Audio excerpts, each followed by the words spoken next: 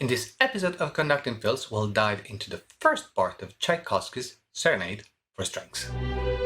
Hi, I'm Gianmaria Griglio, I'm a conductor and composer, and welcome to this new episode of Conducting Films, a series where we'll look into a classical piece or a part of it and outline its structure and phrasing, orchestration, and harmony, with the bonus technical tips for conductors.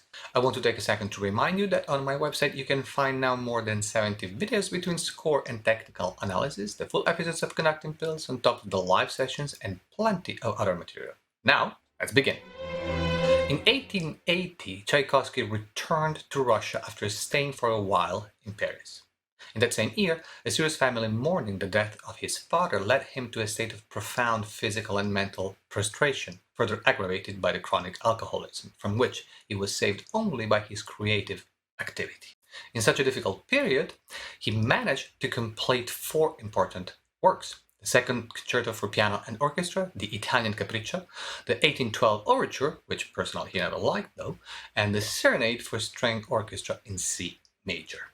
Tchaikovsky was particularly pleased with the Serenade for strings from the very first moment. It is, in fact, a composition carrying a certain sense of serenity, rarely found in his other works.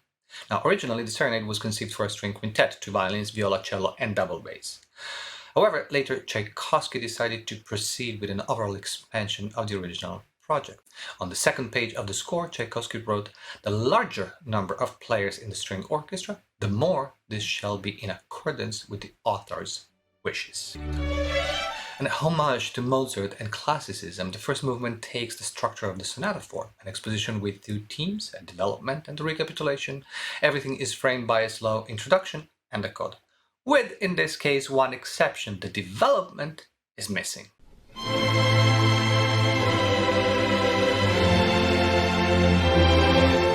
Something that happens most often than not is the uncontrolled volume of the opening. It's written sempre marcatissimo. It's broad and string players have a field day with it. So much that often the forte dynamic is ignored and everything is played fortissimo and there is no room for the crescendo on bar 5.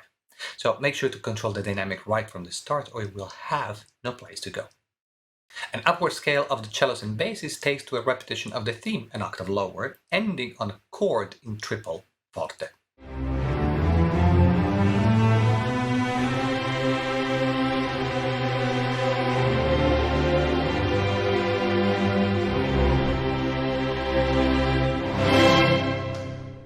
The same scale is retaken by the first violins, 2 octaves higher in legato, bringing up a third iteration of the theme. This time, the atmosphere starts to change. No double basses, no double stops, cellos in a higher register, legato instead of marcato. Moreover, the phrase is not finished, but left suspended and repeated an octave lower.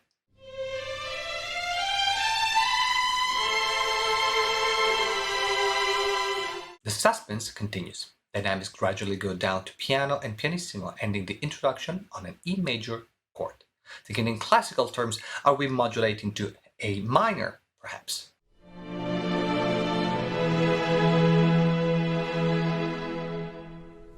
We're not.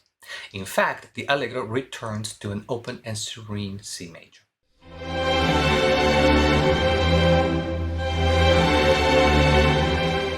When the phrase ends, it is not repeated right away. Instead, at letter B, we enter a C minor parenthesis, where the head of the theme is still clearly recognizable.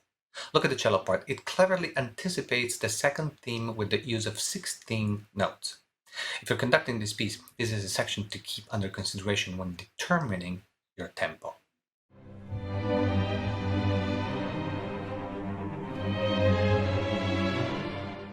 The 8 bars phrase is repeated and then we're back to C major.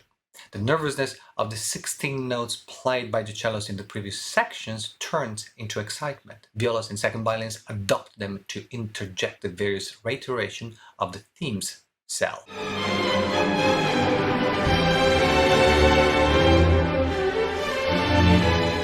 At letter C, we go back to a darker place. On a G pedal of the double basses, the head of the theme moves back and forth between cellos and violins, while the 16 notes create a great acoustic effect, bouncing from section to section.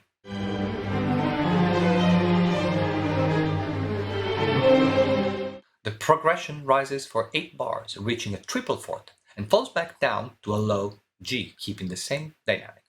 As I'm sure you've noticed, the structure of the phrases itself pays tribute to classicism, as they are all built on 4 or 8 bars.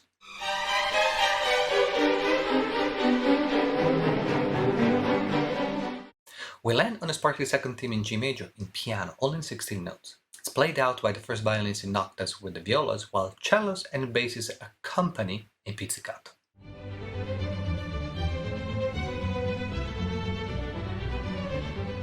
The theme modulates to D major, played by the second violins, now in thirds with the violas, while the first violins counterpoint on top.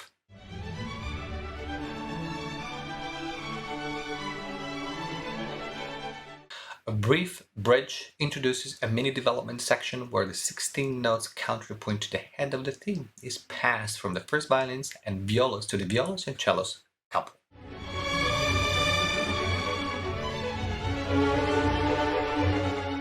And we are back on the second theme, in fortissimo this time.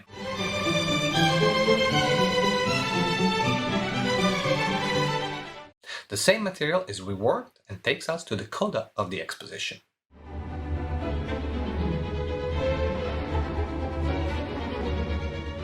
As previously mentioned, the development section is missing. Tchaikovsky proceeds to the recapitulation right away, bringing the second theme back to the home key.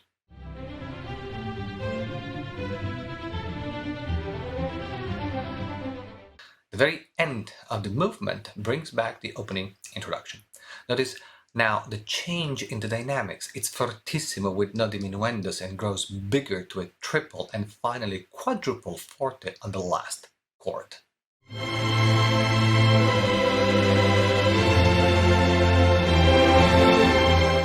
The second movement contains one of the most graceful and successful waltzes ever written by Tchaikovsky. It almost seems to anticipate the Allegro con grazia of the Sixth Symphony, but here the dance takes on a lighter and more carefree character, without the moments of restless introspection typical of the other composition. The structure is a clear ABA with a coda. The theme is played by the first violins in piano very graciously.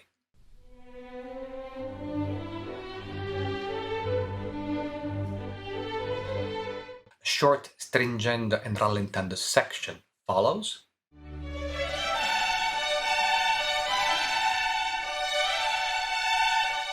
Taking to the second part of the musical thought, played in thirds by the violins with the violas in counterpoint.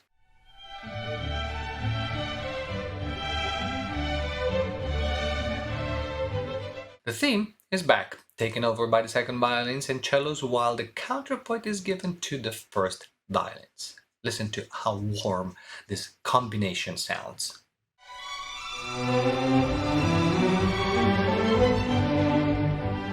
At the end of the phrase, Tchaikovsky modulates to B minor, and we enter the B section of the movement.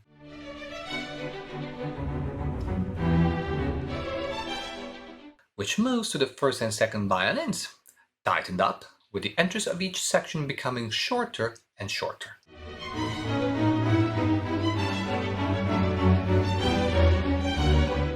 The game is repeated, and the second time around its material is used to bridge back to the main theme.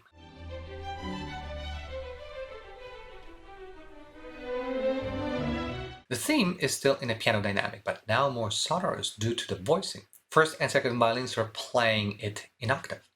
The violas counterpoint with material taken from the B section.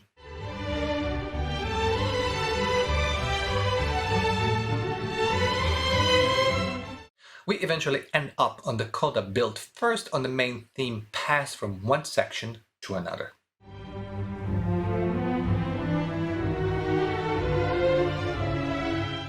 And then on the first element of the B section.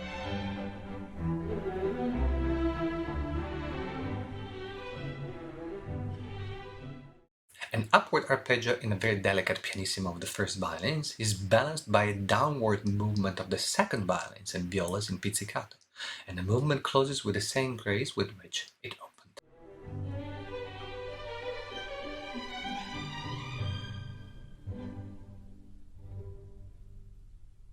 Thank you for watching. Don't forget to subscribe to my YouTube channel by clicking on the subscribe button right below the video and ring the bell so you will get notified every time a new video comes out. For more in-depth analysis, conducting technique and conducting exercises, look on my website and follow my Facebook group. All the links are in the description.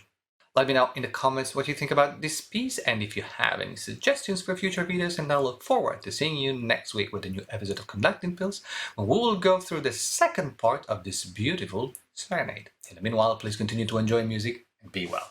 Ciao! Click on the downbeat of the first and third bar, but not of the second. Again, on the fifth bar, while on the sixth you need a legato click on the downbeat. This will ensure clarity for everyone when they need to get out of the tight notes